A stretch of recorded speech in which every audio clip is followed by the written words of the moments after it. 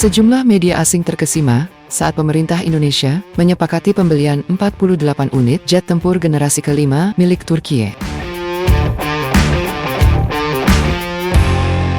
Di tengah efisiensi anggaran, rupanya Indonesia memborong jet tempur buatan Turkiye. Dilansir dari Kompas.com, Indonesia dan Turkiye menyepakati angka 10 miliar dolar AS atau sekitar 162 triliun menekan kontrak pembelian jet tempur tersebut. Ini sekaligus menjadi rekor tertinggi bagi ekspor militer Turkiye.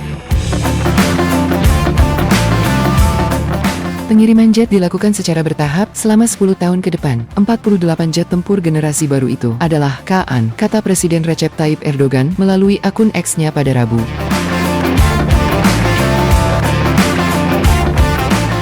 Presiden Turkiye memuji dan berterima kasih kepada para kontributor proyek Kaan, khususnya Sekretariat Pertahanan Presiden dan perusahaan Turkish Aerospace Industries Inc. yang telah sukses mencapai rekor dalam kesepakatan ekspor.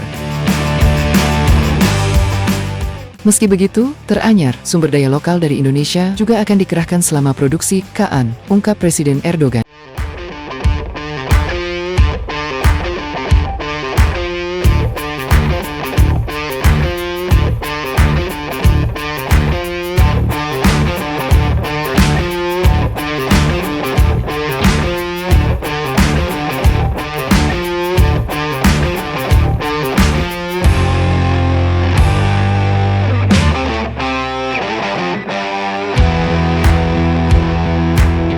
Download Tribun X sekarang, menghadirkan lokal menjadi Indonesia.